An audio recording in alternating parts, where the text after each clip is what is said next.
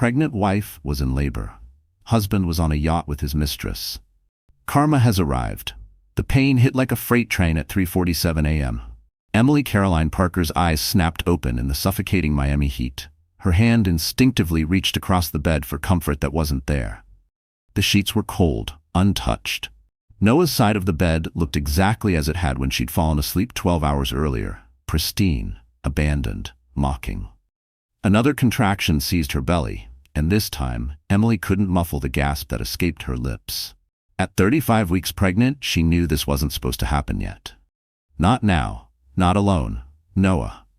Her voice cracked in the darkness of their suburban Miami bedroom. The ceiling fan whirred overhead, pushing around the same stale air that had been choking her all week. Noah, I need you. Silence. Emily's hazel eyes darted to the nightstand where her phone lay face down. Her heart hammered against her ribs as she reached for it with trembling fingers. No missed calls, no texts, nothing. The house felt like a tomb. Every shadow in the hallway seemed to whisper what she'd been trying to ignore for months. She was alone. She had been alone for longer than she wanted to admit. A tear slipped down her cheek, hot against her clammy skin. She pressed a hand to her belly, trying to calm the small, terrified life growing inside her. But her other hand fisted the sheet so hard, her knuckles whitened. How had she let it come to this? How had she ignored every red flag, every late night, every empty promise that tonight would be different? Another wave of pain crashed through her, stronger this time.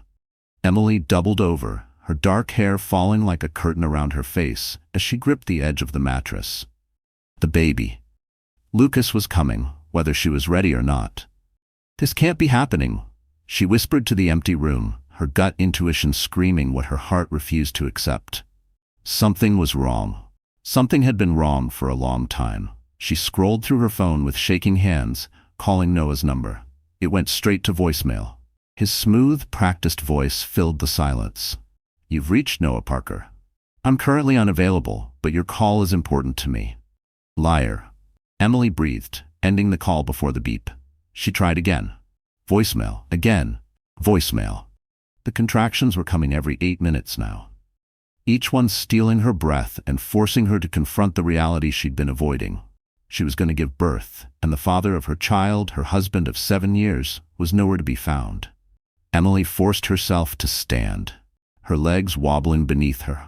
The hardwood floor was cold against her bare feet as she made it to the bathroom, catching her reflection in the mirror. She looked exactly like what she was, a 32-year-old woman who had given everything to a man who couldn't even be bothered to answer his phone. Her practical cotton nightgown clung to her swollen belly. No glamour, no Instagram-worthy pregnancy photos. Just a woman in crisis, exactly as she'd always been. Real, unfiltered, inconvenient. The pain hit again, and this time Emily had to grip the bathroom counter to keep from falling. 7 minutes apart now. She opened her rideshare app with trembling fingers, watching the little cars move around the map like fireflies in the dark. The nearest driver was 12 minutes away. Too long. But what choice did she have? As she waited, Emily found herself scrolling through social media, a habit she'd developed during the lonely nights when Noah worked late or claimed to. Her thumb paused on a bright, sunny photo that had been posted just 2 hours ago. The image hit her like a physical blow. Noah's face smiled back at her from the screen, his arm wrapped around a woman with platinum blonde hair and emerald green eyes. Behind them, the Bahamas coastline sparkled in the sunset, and the deck of an expensive yacht stretched out like a promise of everything Emily would never have. The caption read, "Living our best life, yacht life, paradise, blessed beyond measure." The woman in the photo was stunning, the kind of effortless beauty that belonged on magazine covers and in men's fantasies. Her crop top revealed a perfect tan, and her smile was brilliant white against glossy lips. Emily's chest tightened so violently she thought she might vomit right there on the cold tile. She sank to her knees, gripping her phone as if squeezing it hard enough could erase the image burned into her brain. A sob slipped out. Sharp, raw, half pain, half fury. All the nights alone, the excuses, the phone calls unanswered, all of it twisted together until she couldn't tell where her heartbreak ended and her rage began. Emily's phone slipped from her numb fingers, clattering to the bathroom floor. While she was about to give birth to his son, Noah David Parker was posing for selfies with another woman. The notification sound from her rideshare app seemed to come from underwater. Her driver was outside. Emily picked up her phone, her hands no longer shaking. Something had shifted inside her. Something that had nothing to do with the baby fighting to enter the world. The intuition she'd spent years suppressing was finally brutally clear. She grabbed her hospital bag, the one she'd packed alone, hoping Noah would at least pretend to care about the birth of his child, and walked out into the humid Miami night. As the Uber pulled away from the house she'd called home for 7 years, Emily didn't look back. She couldn't, because looking back would mean seeing all the signs she'd ignored. All the nights she'd made excuses for him. All the ways she'd made herself smaller to fit into his world. The driver glanced at her in the rearview mirror. "Hospital, right? You okay back there?" Emily pressed her hand to her belly, feeling Lucas shift and kick, as if he too was ready to leave behind everything they'd known. "I'm about to be," she whispered. But as another contraction seized her, Emily couldn't shake the image of Noah's smile. The same smile she'd fallen in love with 8 years ago, now shared with a stranger on a yacht while his wife labored alone. The city lights blurred past the window, and Emily closed her eyes, letting the pain wash over her. She had no idea that this night would be the beginning of everything, that the abandonment she felt crushing her chest would become the foundation of her strength, that the man who had failed her so completely would soon face consequences he never saw coming. All she knew was that she was alone, in pain, and about to become a mother. But she wasn't ready to give up yet. The automatic doors of Mercy General Hospital slid open with a mechanical whisper, and Emily stumbled into the fluorescent-lit chaos of the emergency entrance. The antiseptic smell hit her immediately. Clean, cold, nothing like the warm lavender candles she'd imagined lighting during her planned home birth. "Help!" she gasped to the first nurse she saw, a middle-aged black woman with kind eyes and purple scrubs. "I'm in labor, 35 weeks. The nurse's expression shifted instantly from routine to urgent. "Wheelchair now," she called to someone behind the desk. "What's your name, honey?" "Emily Parker." The words came out between pants as another contraction built like a wave. "My husband, he's not here.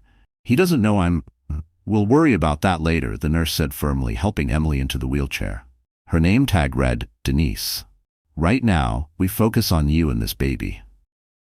As they rushed through the corridors, Emily's phone buzzed against her palm. For a split second, hope fluttered in her chest. Maybe Noah had seen her missed calls. Maybe he was racing back from wherever he was, but it was just a notification. Another like on that yacht photo. The labor and delivery room was nothing like the peaceful space she'd envisioned. Harsh lights, beeping machines, sterile walls that reflected her pain back at her. Denise helped her into a hospital gown, and Emily caught a glimpse of herself in the mirror. Pale, exhausted, utterly alone. "Is there anyone we can call?" Dr. Patel asked as he examined Emily. The doctor was younger than she'd expected, with steady hands and a no-nonsense manner that was somehow comforting. Emily's throat closed. "My husband is traveling for work." The lie tasted bitter. "I have my Aunt Mary Parker, but she lives in Coral Springs about an hour away." "We'll call her," Denise said, already reaching for Emily's phone. "What's her number?" As the contractions intensified, Emily found herself gripping the bed rails and thinking about the birth plan she'd spent months perfecting. Noah was supposed to hold her hand. He was supposed to cut the cord. He was supposed to be the first person to hold their son after her. Instead, she was surrounded by strangers who showed her more care in 20 minutes than her husband had in months. "Emily." Mary's voice came through the phone speaker, groggy with sleep and concern. "What's wrong?" "It's 4 in the morning. I'm in labor."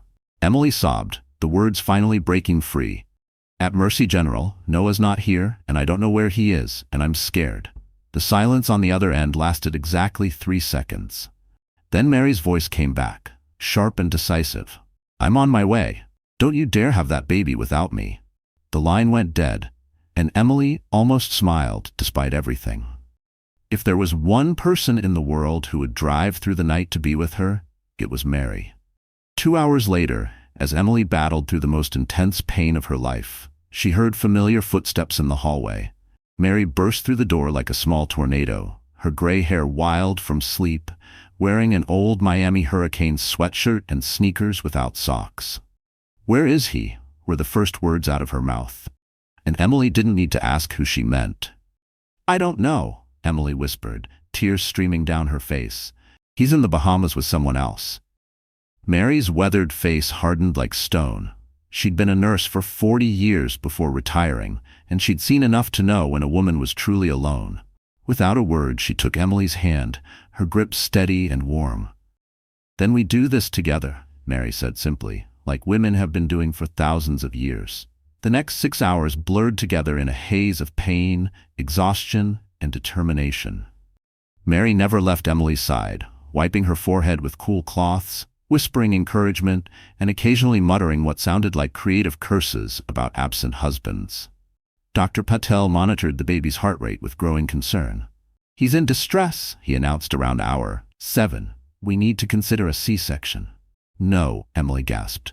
"I can do this. I have to do this." Mary squeezed her hand. "You listen to me, Emily Caroline. You've been doing everything alone for months. You're the strongest woman I know, and you're going to bring this baby safely into the world."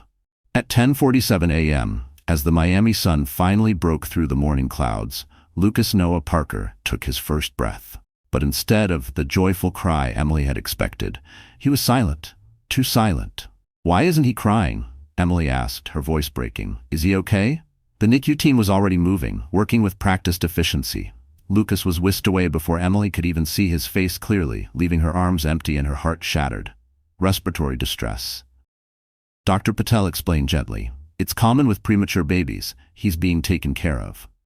Emily stared at the ceiling, feeling hollow. Her phone had been buzzing intermittently throughout the labor, but she'd ignored it. Now, as Mary handed it to her, she saw 17 missed calls from various numbers, dozens of text messages and notifications from every social media platform she had. The yacht photo had exploded overnight. Someone had recognized Noah, tagged his company, and the comments were brutal. "Isn't this the guy whose wife just had a baby? What kind of man abandons his pregnant wife? Hope she takes him for everything he's worth." Emily scrolled through the messages, her heart growing colder with each one. 3 were from Noah himself, sent in the last hour. "Babe, I'm seeing some crazy stuff online. Call me, Emily. This is getting out of hand. We need to talk. I'm flying back. Don't talk to anyone until I get there." Not one word about the baby, not one question about whether she was okay.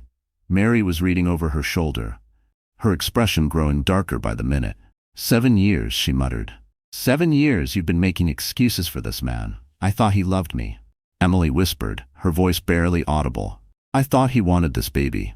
Maybe he did, in his own selfish way."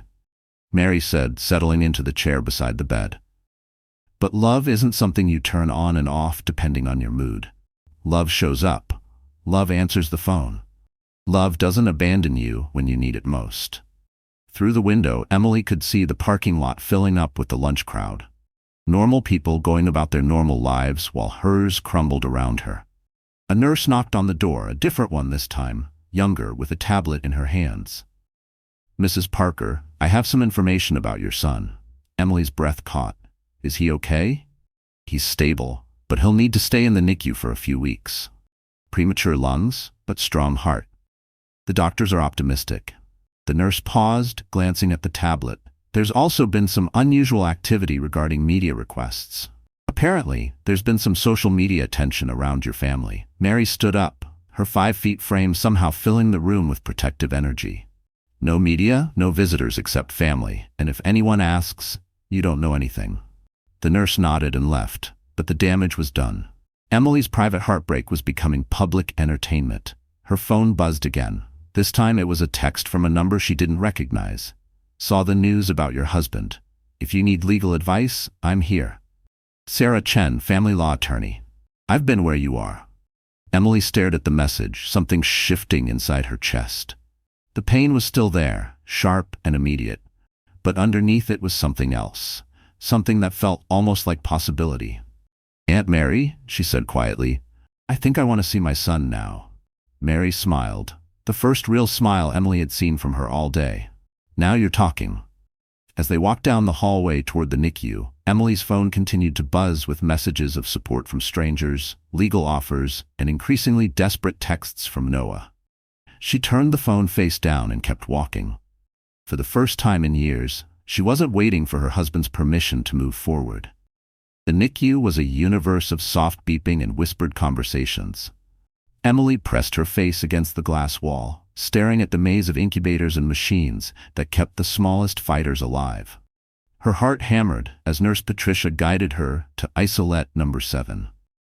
"There he is," Patricia said softly, her voice carrying the gentle authority of someone who'd witnessed thousands of tiny miracles. Lucas Noah. Emily's breath caught in her throat. He was so small, barely 5 pounds of perfect human being, with tubes and wires that seemed to overwhelm his delicate frame, but his little chest rose and fell steadily. And when she placed her palm against the incubator's warm surface, he seemed to sense her presence. "He's beautiful," Mary whispered, appearing beside her. "Look at those long fingers. He's going to be a pianist." "Or a writer," Emily murmured. A laugh bubbled up through her tears, half joy, half sheer exhaustion, as she pressed her forehead gently to the glass. In that tiny body, she saw every reason she had left to fight. Tears streaming down her face like his mom. Patricia smiled, checking Lucas's monitors. "Premature babies are fighters. He's already showing good signs. Breathing on his own for longer periods. Heart rate stable. The next few days will tell us more. But I've seen plenty of NICU graduates go on to run marathons." Emily's phone buzzed insistently in her pocket. She'd been ignoring it for the past hour, but the frequency was becoming impossible to ignore. With reluctance, she pulled it out. 12 missed calls from Noah, 23 text messages. The latest one made her stomach clench. "Emily, I'm at the airport. Whatever you're seeing online, it's not what it looks like. We need to talk before you do something you'll regret." Something she'd regret. Emily stared at the message, feeling something cold and sharp crystallize in her chest. 7 years of marriage, and his first concern wasn't their son's health or her well-being. It was damage control. A bitter laugh escaped her lips, startling Mary beside her. After everything, the betrayal, the lies, he still thought she'd care enough to protect his image before protecting herself and her baby. "He's flying back," she told Mary quietly. Mary's weathered face hardened. "That man has some nerve." "Mrs. Parker?" A new voice interrupted them. Emily turned to see a young woman in a navy blazer, her dark hair pulled back in a professional bun. "I'm Sarah Chen, the attorney who texted you earlier. I hope you don't mind me coming in person." Emily blinked in surprise. "How did you—" "I have a friend who works in the maternity ward. When I heard about your situation," Sarah's expression softened. "I went through something similar 3 years ago. Not exactly the same, but close enough to recognize the signs." Mary stepped forward, protective instincts on full display. "And what signs would those be?" Sarah's smile was gentle but knowing. A woman who's been gaslit for so long she doesn't trust her own intuition. A husband who's more worried about his reputation than his family. And a social media explosion that's about to get much worse before it gets better. As if summoned by her words, Emily's phone buzzed again. This time it was a notification from Instagram. Someone had tagged her in a post. With trembling fingers, she opened it. The image was a screenshot of Noah's LinkedIn profile, where he posted motivational quotes about family values and building a legacy just 2 weeks ago. The comment section was brutal, aged like milk. "This you on the yacht while your wife was giving birth. Hope your legacy includes paying child support." "Mrs. Parker," Sarah continued, "I want you to know that you have options. Good options. Florida is an equitable distribution state, and abandonment during pregnancy is taken very seriously by family courts." Emily felt Mary's hand on her shoulder, steady and reassuring. "What kind of options?" "Full custody given the circumstances, significant spousal support while you get back on your feet, and if his business takes a hit from this publicity, which it probably will, that works in your favor for asset division." Through the NICU window, Emily watched Lucas's tiny chest rise and fall. He was fighting for every breath, completely dependent on machines and strangers for survival, just like she was in a way. "I don't want his money," she said quietly. "I just want him to leave us alone." "Honey," Mary said gently, "wanting to be left alone is a luxury you can't afford right now. You have a son to think about, medical bills, your own recovery. You can't live on good intentions. Sarah nodded. Your aunt's right. And from what I've seen online, your husband's company is taking a significant hit. Parker Construction's Facebook page is flooded with negative reviews. 3 clients have already posted about terminating contracts. Emily's phone rang, and Noah's name flashed on the screen. For a moment, she considered answering. 7 years of conditioning made her hand move toward the phone automatically. But then she looked at Lucas, struggling to breathe in his plastic cocoon, and something inside her shifted. A spark of steel threaded through her exhaustion. He had stolen enough of her choices. Not this one. Not anymore. She declined the call. Tell me what I need to do, she said to Sarah. For the next hour, Sarah outlined Emily's legal options while Mary held down the fort beside Lucas's incubator. The more Emily learned about her rights, the more she realized how much she'd given up over the years. Shared bank accounts that Noah controlled, a house in his name, only credit cards she wasn't even listed on. Each fact burned like a fresh betrayal. All the moments she trusted him with her future, while he built his escape plan piece by piece. The good news, Sarah explained, is that Florida recognizes emotional abandonment. The fact that he was publicly with another woman while you were in labor creates a compelling narrative for any judge. What about the other woman? Emily asked. Brielle? Sarah's expression darkened slightly. Brielle Cade. I looked her up. Fitness influencer. About 200K followers. Or she had 200K followers. She's lost about 30,000 since yesterday. Apparently, her brand was built on authentic living and positive relationships. Being exposed as a homewrecker doesn't exactly align with that image. Emily felt a flicker of something that might have been satisfaction. Good. The thing is, Sarah continued, influencers like her live and die by their reputation. If this story gets picked up by the wrong blogs, her career could be over. That might make her desperate, which could work in our favor or against us. As if summoned by their conversation, Emily's phone buzzed with a direct message on Instagram. The profile picture showed Brielle's perfect face, but the message was anything but polished. We need to talk. This is getting out of hand. I never meant for it to go this far. Emily showed the message to Sarah, who raised an eyebrow. Interesting. She's scared. Should I respond? Absolutely not. Let her stew. Desperate people make mistakes, and we want to be ready to document every single one. A commotion near the NICU entrance made them all turn. Through the glass doors, Emily could see a tall figure in an expensive suit arguing with the security guard. Her stomach dropped. Noah had arrived. He can't come in here, Patricia said firmly, appearing at Emily's elbow. NICU is restricted to parents and approved family members only. I'm the father, Noah's voice carried through the glass, smooth and authoritative. That's my son in there. And I'm the mother, Emily said, her voice stronger than she felt. And I don't want him here. Sarah stepped forward. Mrs. Parker, you have every right to restrict access, especially given the circumstances. Through the glass, Emily watched Noah's face cycle through emotions, frustration, anger, and something that might have been genuine hurt. He looked tired, his usually perfect hair disheveled, his shirt wrinkled from travel. For a moment, she almost felt sorry for him. Almost. Then she remembered the yacht photo, the missed calls during labor, the text messages that prioritized his reputation over their son's health. No, she said clearly. He can see Lucas when I'm not here. Through the glass only, and he can call to check on medical updates, but I don't want to see him. Noah's expression hardened. He pulled out his phone, probably calling his own lawyer. The game was beginning in earnest. Mrs. Parker, Patricia said gently, the showdowns are almost over. Visiting hours are almost over with Lucas?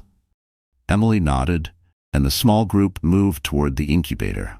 Sarah and Mary hung back, giving her space. Placing her hand on the warm plastic, Emily whispered, I'm sorry, baby boy. I'm sorry your daddy isn't who I thought he was, but I promise you this. I will never ever let anyone treat you the way he treated me. You deserve better. We both do. Lucas's tiny fingers flexed, and for a moment Emily could swear he was reaching toward her voice. I love you, she whispered, and I'm going to fight for you, for us. As they prepared to leave, Emily's phone buzzed one more time. Another text from Noah. You're making a mistake. I can provide for Lucas in ways you never could. Don't let your hurt feelings destroy his future. Emily stared at the message, feeling the familiar manipulation trying to take root in her mind. The suggestion that she was being emotional, irrational, that she was somehow harming their son by refusing to accept his behavior. But this time, it didn't work. She screenshotted the message and sent it to Sarah. "Evidence," she said simply. Mary smiled, the first genuine smile Emily had seen from her in days. "Now you're learning." As they walked out of the hospital, Emily felt something she hadn't experienced in years, the solid ground of her own decisions beneath her feet. Lucas was fighting for his life and she was going to fight for his future. The war was just beginning. The house felt foreign when Emily returned the next evening. Mary had insisted she rest at home while Lucas remained stable in the NICU. But walking through the front door felt like entering a museum of a life she no longer recognized. Everything was exactly as she'd left it 36 hours ago. Noah's coffee mug still sat unwashed in the sink, his business magazines scattered across the kitchen counter. The nursery door stood half open, revealing the crib she'd assembled alone. The mobile she'd hung with such hope. "Sit down," Mary commanded, steering Emily toward the couch. "I'll make some tea." Real tea, not those fancy herbal things you've been drinking. Emily sank into the cushions, suddenly exhausted. Her body ached from the C-section, but it was nothing compared to the weight of decisions pressing down on her. Her phone had been buzzing constantly. Reporters, bloggers, people from high school she hadn't spoken to in years, all wanting to know her side of the story. The doorbell rang. "I'll get it," Mary said sharply, but Emily was already standing. Through the peephole, she could see a delivery driver holding an enormous bouquet of white roses. Her stomach turned. Only one person sent her white roses. "Miss Parker?" the driver asked when she opened the door. "Delivery from Petals and Stems." Emily accepted the arrangement with trembling hands. The card was written in Noah's familiar scroll. "For my wife and son. I'm sorry, let me explain." "N. 47 white roses," Mary observed, reading over her shoulder. "That's oddly specific." Emily felt sick. "It's how many days until Lucas's due date? He used to send me roses for special occasions." "Well, isn't that romantic?" Mary said dryly. "Flowers instead of showing up to the birth of his child." Before Emily could respond, her phone rang. Sarah Chen's name appeared on the screen. "Emily, I need to talk to you. Are you home?" "Yes, but I'm outside. We have a problem." Sarah appeared at the door moments later, her usually composed demeanor cracked with urgency. She carried a tablet and a manila folder thick with documents. "Noah moved fast," she said without preamble. "He filed for emergency joint custody this morning, claiming you're emotionally unstable and preventing him from seeing his son." Emily felt the floor shift beneath her. "What?" "It gets worse. He's hired Marcus Webb, best family attorney in Miami. They're arguing that your social media activity shows vindictive behavior and that using Lucas as a weapon against his father." "What social media activity?" Emily demanded. "I haven't posted anything." Sarah turned the tablet toward her. Emily's Instagram account was open, showing a post from 2 hours ago. A photo of the white roses with the caption, "Some men think flowers fix everything. Too bad they can't buy back the trust they destroyed. Single mom betrayed and moving on." Emily stared at the screen in horror. "I didn't write this. I didn't post this." Mary leaned in, studying the image. "Someone has your password." "Noah," Emily whispered. "He set up all my accounts when we got married.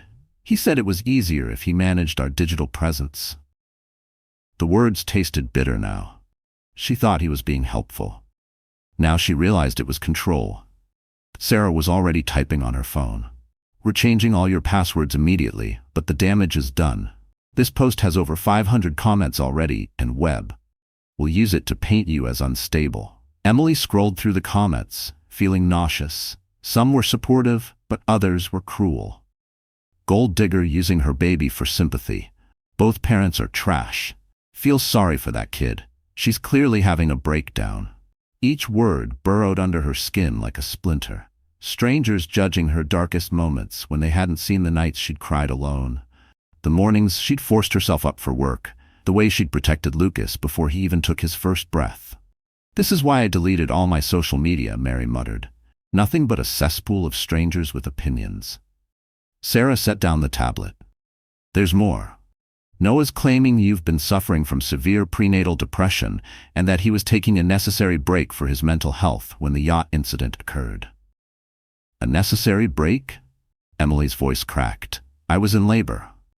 I know, but his lawyer is spinning it as a pre-planned therapeutic retreat that unfortunately coincided with Lucas's early arrival. They're arguing he couldn't have known you'd go into labor 3 weeks early. Emily felt everything spinning out of control. How had she gone from victim to villain in less than 48 hours? The walls of her house felt smaller with every breath, suffocating her with memories of all the times she'd convinced herself she was safe here. Her phone buzzed with a text from an unknown number. Stop talking to lawyers and reporters. You're hurting Lucas's future. Think about what's best for our son. And he's texting me from a different number, Emily said, showing Sarah. Document everything. Screenshot it. Sarah's expression was grim. He's trying to intimidate you into dropping the legal action. The doorbell rang again. This time, Mary peered through the peephole and cursed under her breath. News van. Channel 5. Sarah confirmed, looking out the window. The story's gone regional. Emily watched through the curtains as a perfectly coiffed reporter checked her reflection in the van's side mirror. In the distance, she could see neighbors peering from their windows, some taking photos with their phones. A hot shame crawled up her neck, not because of what she'd done, but because of what people thought she had. I can't stay here, Emily realized. This is insane. You're right, Mary said decisively. Pack a bag. You're coming to my place until this dies down. As Emily threw clothes into a suitcase, her hands shaking, she tried to process how quickly her life had disintegrated. 3 days ago, she'd been a pregnant wife, excited about becoming a mother. Now she was fleeing her own home like a criminal. Each shirt she folded felt like a piece of her old self she might never get back. But maybe that wasn't such a bad thing. Sarah appeared in the bedroom doorway. Emily, I need to ask you something, and I need you to be completely honest. Has Noah ever been physically violent with you? No, Emily said automatically, then paused. Not like hitting, but he used to grab my wrist when he was angry, and he'd corner me during arguments, get really close, use his height to intimidate me. That's still domestic intimidation. What about financial control? Emily's stomach sank as she realized the extent of her dependence. All our accounts are joint, but he manages everything. I have a credit card, but he reviews all the statements. When I wanted to buy groceries or clothes, I had to ask. And you didn't see this as controlling? He said he was better with money, that it was more efficient. Emily heard how naive she sounded. He made me feel like I was bad at adult things. Sarah nodded grimly. Classic financial abuse. We can use this. Emily's phone buzzed again. This time it was a call from the hospital. Mrs. Parker, this is Dr. Patel. Lucas is doing well, but I wanted to let you know that your husband attempted to visit this morning. When he was denied access, he became quite aggressive with our staff. Emily's heart raced. Aggressive? How? Raised voice, demanded to speak to supervisors, threatened to call lawyers. Security had to escort him out. I've put additional notes in Lucas's file about restricting access. Thank you, Emily managed. I'll be there tonight for visiting hours. After she hung up, Sarah was watching her carefully. How do you feel about what just happened? Scared, Emily admitted, but also angry. He's trying to control everyone. Me, the hospital staff, even our son. Good. Hold on to that anger. It'll keep you strong for what's coming. As they loaded the car to leave for Mary's house, Emily took one last look at the home she'd shared with Noah for 7 years. The white roses sat on the kitchen counter, already wilting in the heat. Her phone buzzed with one final message from Noah's new number. I know you're reading this. You can't run forever. I'll see you in court. Emily screenshotted the message and sent it to Sarah without hesitation. Let him try, she whispered, surprising herself with the steel in her voice. Mary started the engine, and they drove away from the news van, the curious neighbors, and the life Emily had thought she wanted. As they pulled out of the subdivision, Emily saw a black BMW parked across the street. Through the tinted windows, she caught a glimpse of platinum blonde hair. Brielle was watching her run. Emily met her gaze through the car window and didn't look away first. For the first time since this nightmare began, she wasn't the one backing down. The predator was about to learn that she'd awakened something dangerous in her prey. Mary's house in Coral Springs was a sanctuary of mismatched furniture and the smell of homemade soup. The guest bedroom was small but clean, with a window that overlooked a garden where tomatoes grew wild and free. Emily sat on the edge of the narrow bed staring at her phone as notifications continued to pour in. The story had exploded overnight. Yacht was trending on Twitter, and someone had created a TikTok compilation of Noah's old LinkedIn posts about family values set to dramatic music. The video had 2.3 million views. "Eat something," Mary commanded, appearing in the doorway with a bowl of chicken soup. "You're no good to Lucas if you collapse." Emily accepted the soup gratefully, realizing she hadn't eaten since yesterday. "How did this get so big?" "Because people recognize a hypocrite when they see one," Mary said, settling into the room's only chair. "And they especially hate men who abandon pregnant wives. Trust me, I've seen enough of them in my 40 years of nursing." Sarah Chen knocked on the open door, her expression grave. "We need to talk, both of you." She entered carrying her laptop and that same thick manila folder. The good news is that Noah's strategy is backfiring spectacularly. His company's stock price dropped 15% yesterday, and 3 major clients have publicly terminated their contracts. "What's the bad news?" Emily asked, though she wasn't sure she wanted to know. Brielle Cade posted a video this morning, a tearful confession claiming she's the real victim here. Sarah turned her laptop screen toward them. Brielle's face filled the frame, makeup streaked with tears, her usually perfect hair disheveled. She was sitting in what looked like a hotel room, speaking directly to the camera.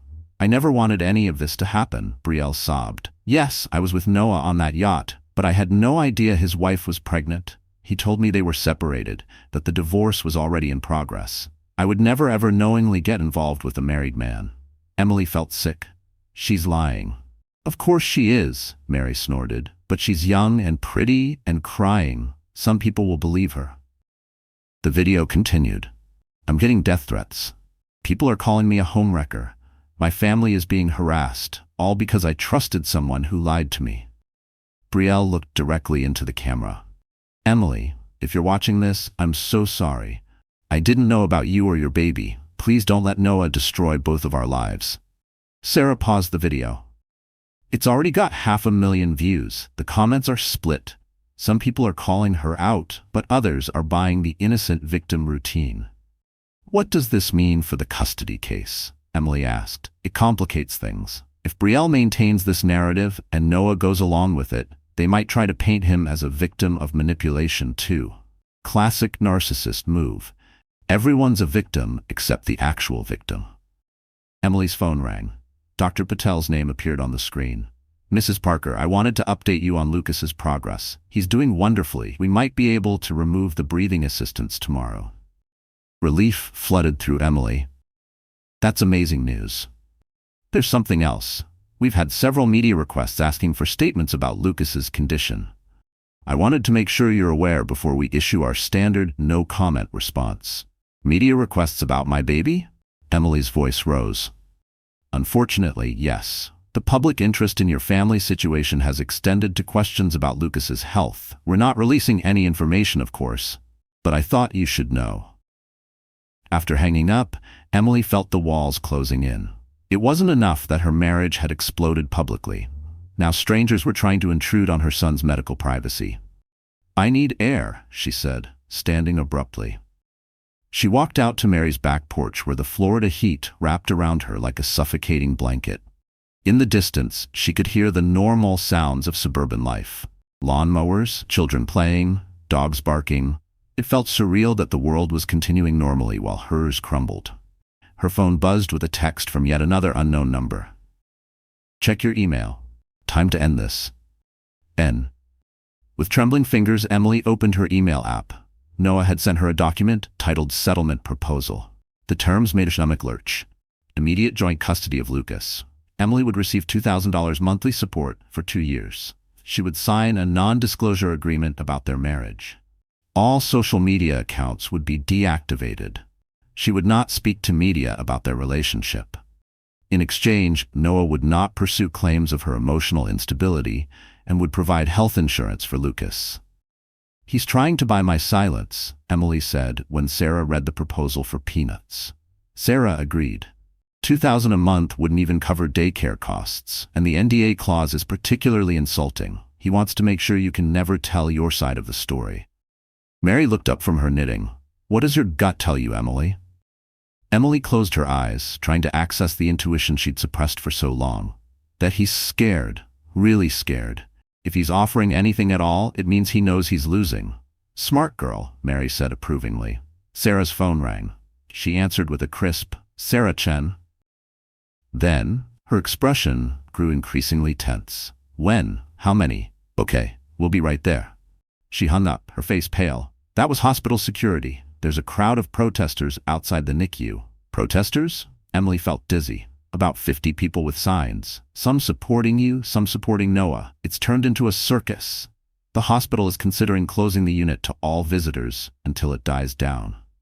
Emily thought of Lucas, fighting for every breath while strangers argued about his parents' marriage outside his window. The image made her furious. No, she said firmly. I'm not letting these people keep me from my son. Emily, it might not be safe. I don't care. Emily was already moving toward the door. Lucas needs me, and I'm not hiding anymore. The drive back to Miami felt like traveling toward a war zone.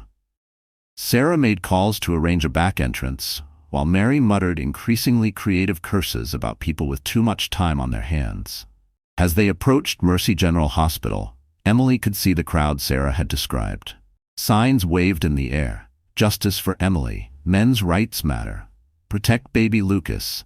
News vans lined the street and police barriers had been set up to keep the crowds back. This is insane, Emily whispered. This is what happens when private pain becomes public entertainment, Sarah said grimly.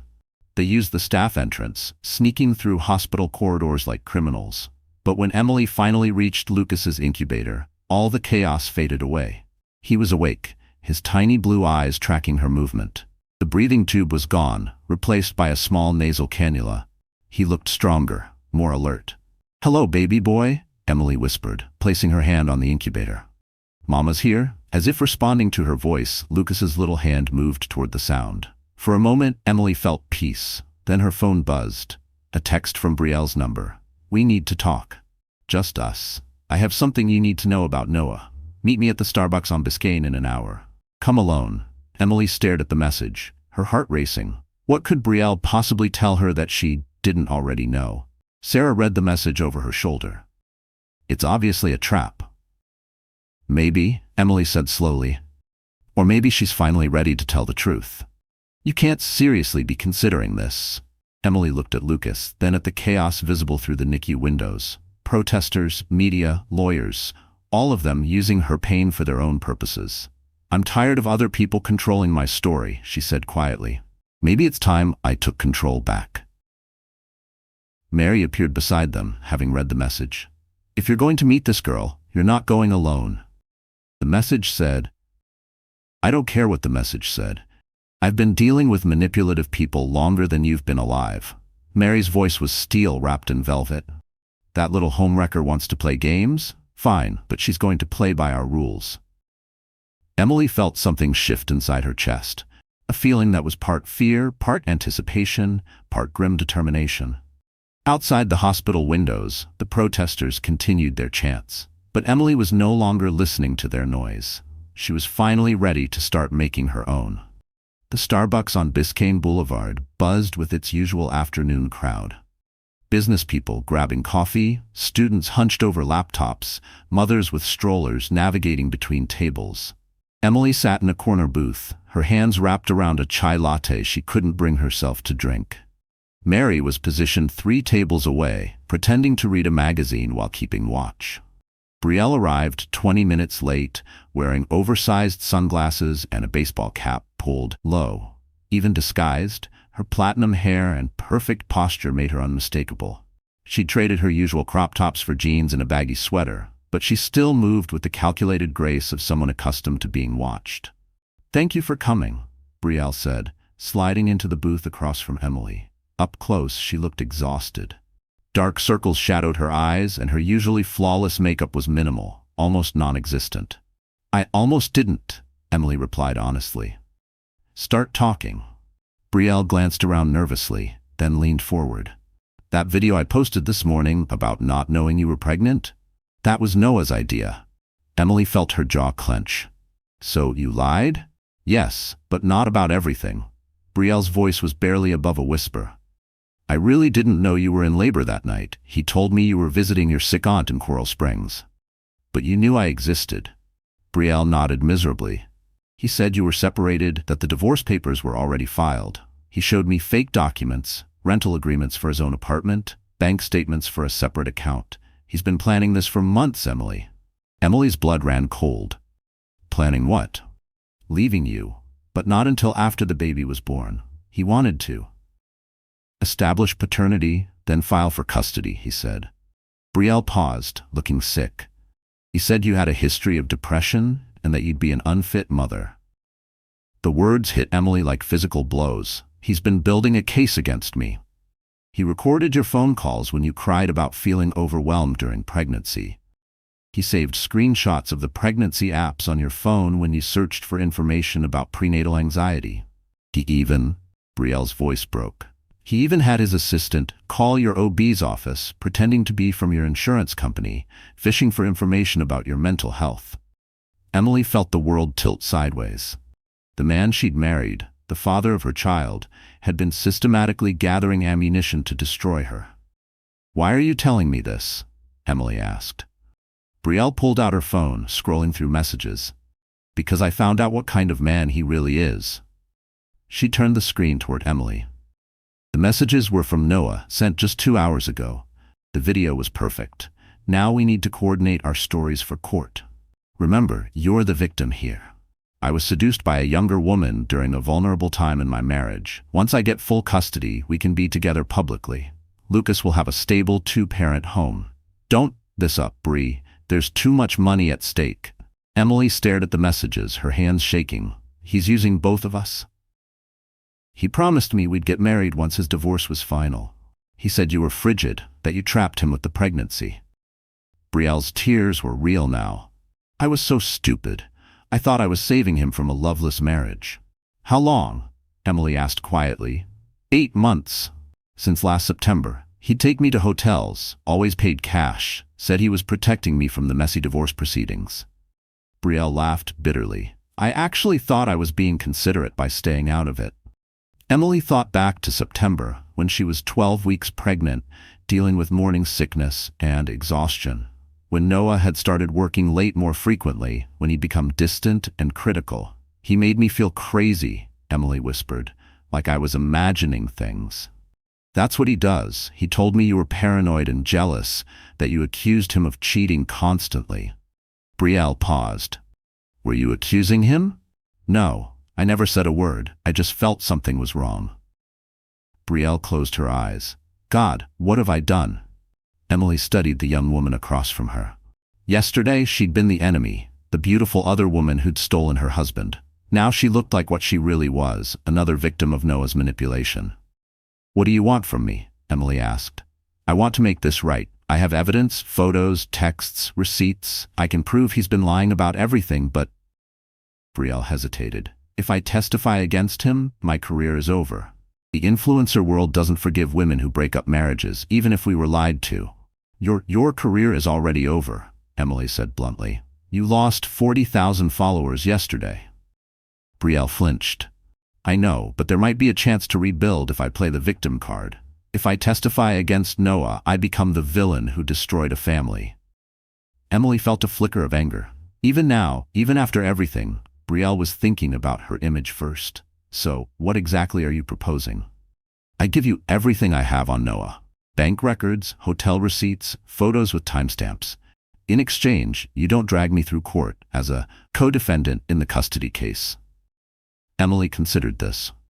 The evidence Brielle was offering could be devastating to Noah's case, but letting her walk away felt like letting her escape consequences. I need to see what you have first, Emily said. Brielle pulled out a flash drive. It's all on here. 8 months of evidence. He was so careful with you, but he got sloppy with me, probably because he thought I was too young and starstruck to pay attention. Emily pocketed the drive. I'll have my lawyer review it. There's something else.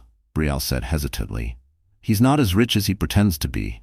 The yacht wasn't his. He rented it for the weekend to impress me, and his company is in serious financial trouble.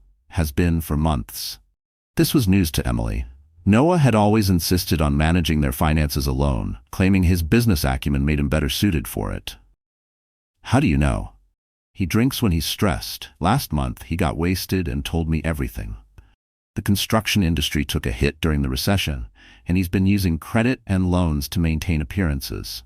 The house you live in, second mortgage. The cars, leased. He was counting on a big commercial project to save him, but it fell through in January. When Emily was in her second trimester, when Noah had become increasingly controlling about money, when he'd started making comments about her being financially irresponsible. He was going to leave me with nothing, Emily realized. Worse than nothing. He was going to leave you with his debts while he disappeared with the baby and whatever liquid assets he could hide. Emily felt sick. The man she'd loved, trusted, built a life with had been planning to destroy her completely. Why should I believe you? She asked. How do I know this isn't another manipulation? Brielle was quiet for a long moment. You don't. But look at me, Emily. Really, look at me. She removed her sunglasses, revealing eyes swollen from crying. I'm 27 years old. 3 days ago I had a successful business, a beautiful apartment, and what I thought was a loving relationship. Now, I'm hiding in coffee shops. My sponsorships are gone, and I'm getting death threats. If I was going to lie, don't you think I'd come up with something that made me look better? Emily studied Brielle's face, her gut intuition working overtime. The young woman was scared, humiliated, and desperate, but she was telling the truth. What happens now? Emily asked. I disappear, delete my social media, break my lease, go stay with my sister in Portland until this blows over. Maybe. Start over somewhere new. And Noah? Brielle's expression hardened. Noah gets what he deserves. I was just the latest in a long line of women he's used. You were right to fight him. Emily stood to leave, then paused. Brielle, that video you posted this morning, delete it. What? Delete it? If you really want to make this right, stop lying for him. Brielle nodded slowly. Okay. As Emily walked away, she felt Mary fall into step beside her. Get everything you needed? Mary asked quietly. More than I expected, Emily replied, patting her pocket where the flash drive rested. Much more. They drove back to Coral Springs in silence. But Emily's mind was racing. The evidence Brielle had given her could destroy Noah's custody case and expose his financial fraud. But more than that, it validated everything she'd felt but couldn't prove. She wasn't crazy. She wasn't paranoid. She'd been right all along. A sharp sense of relief tangled with her anger, forming something fierce and alive in her chest. All the nights she'd laid awake questioning herself. Gone. Now she had proof. Now she had power. Her phone buzzed with a text from Sarah. Brielle's video has been deleted. Interesting timing. How did the meeting go? Emily smiled.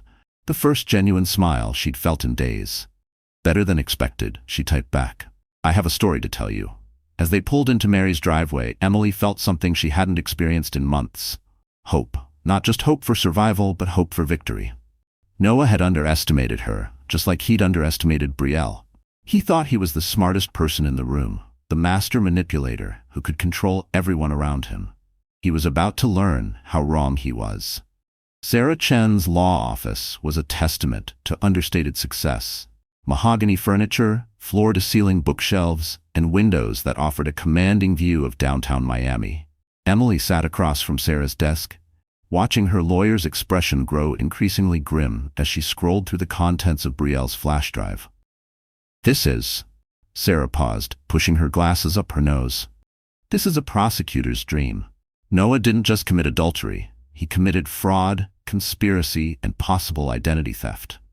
Mary, perched in the corner chair with her knitting, looked up sharply. Identity theft?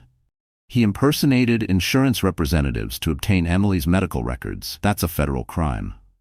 Sarah clicked through more files. And look at this. Bank statements showing cash withdrawals that exactly matched the dates and amounts of hotel stays with Brielle. He was literally using family money to fund his affair. Emily felt a strange mix of vindication and nausea. Every number on the screen was another slap, another reminder of how thoroughly he'd betrayed her trust while pretending to protect her. How much?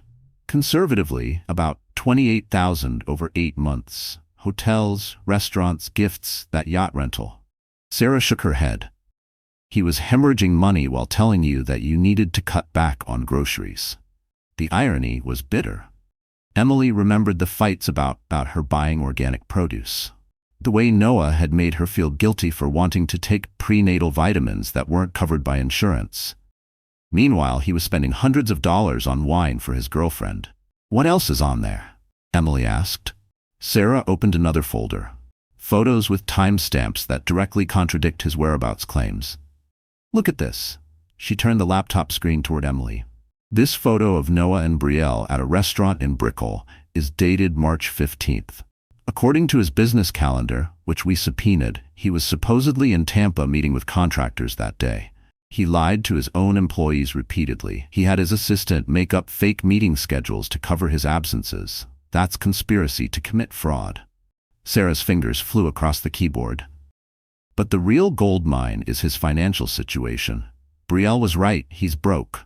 The screen filled with bank statements, loan documents, and credit reports that painted a picture of financial desperation. Noah's construction company owed nearly $300,000 in unpaid invoices. The house Emily had called home was 3 months behind on mortgage payments. His business credit cards were maxed out. "He's been living on borrowed time," Sarah explained. "The yacht rental, the expensive dinners, the hotel stays. He was spending money he didn't have to maintain an image of success." Emily thought about all the times Noah had criticized her spending, all the ways he'd made her feel like a financial burden. He was projecting classic narcissistic behavior. Accuse others of what you're guilty of. Sarah pulled up another document. This is particularly damning. Loan applications where he listed you as a co-signer without your knowledge or consent. Emily's blood ran cold. "What does that mean?" "It means you're technically liable for debts you never agreed to. But since he forged your signature, we can prove fraud and have you removed from liability." Sarah's expression was grim. "The question is whether there are assets left to divide." Mary set down her knitting with unusual force. "That son of a was planning to destroy her financially and then disappear." "It's worse than that," Sarah said, opening the final folder. "Look at this email thread between Noah and his lawyer from 3 weeks ago." Emily read over Sarah's shoulder, her horror growing with each line. "Need to establish pattern of Emily's instability before birth. Can we use her pregnancy anxiety medication as evidence of mental health issues? Hospital records might be obtainable through medical discovery. Worth pursuing if it supports unfitness claims. Timing crucial.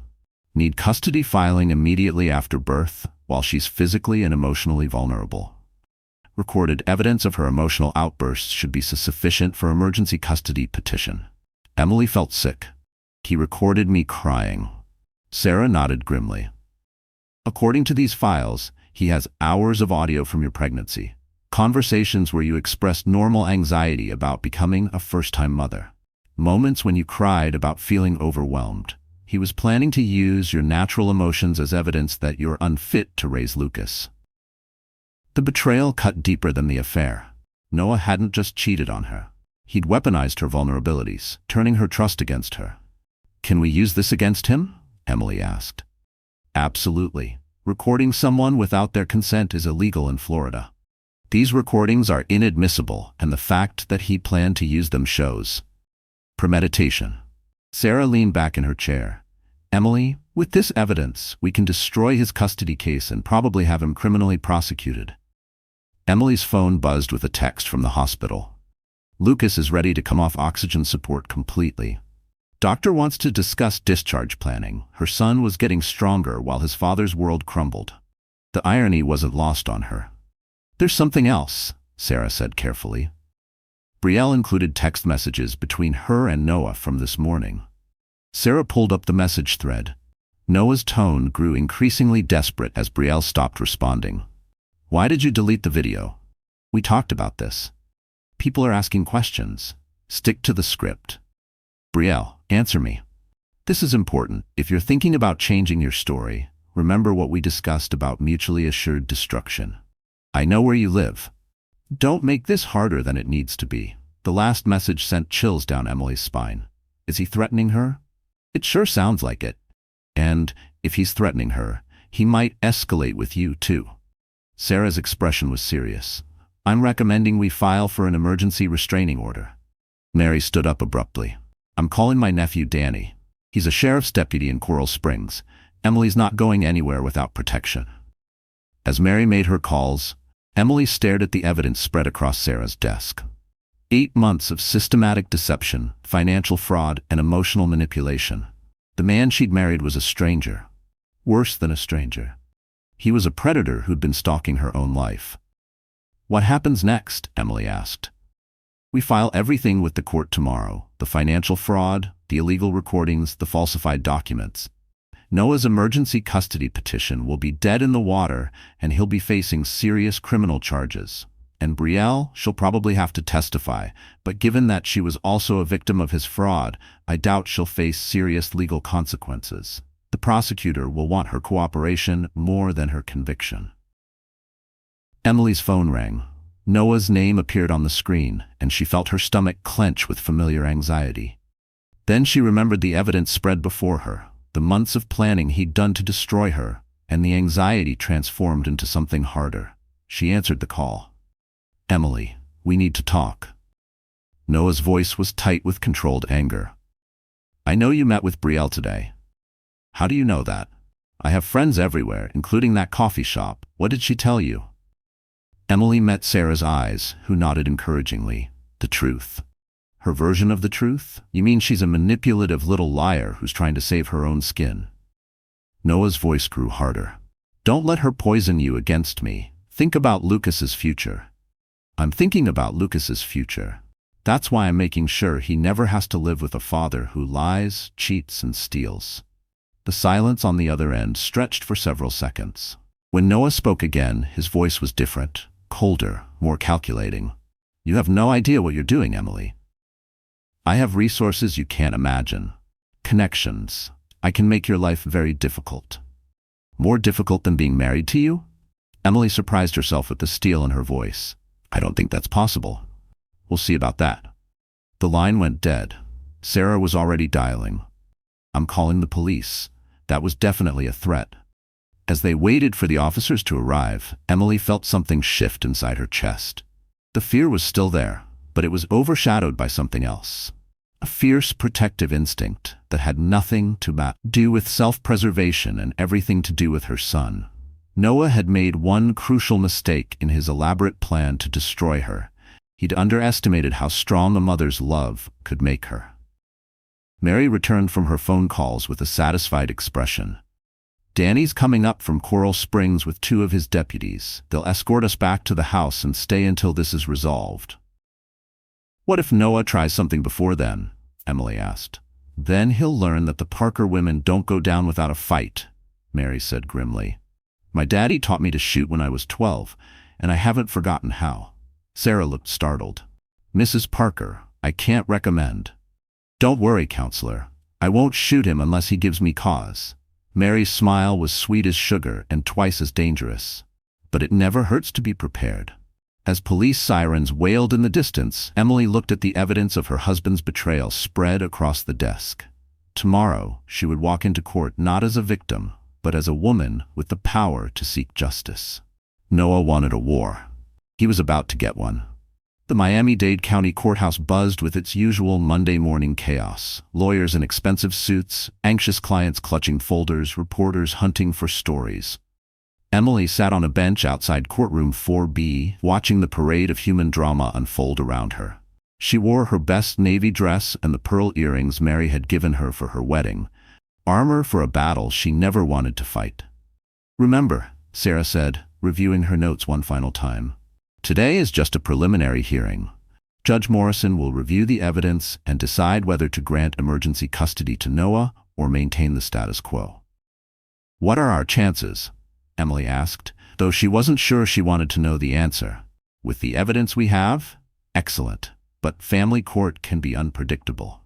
Sarah glanced toward the courtroom doors.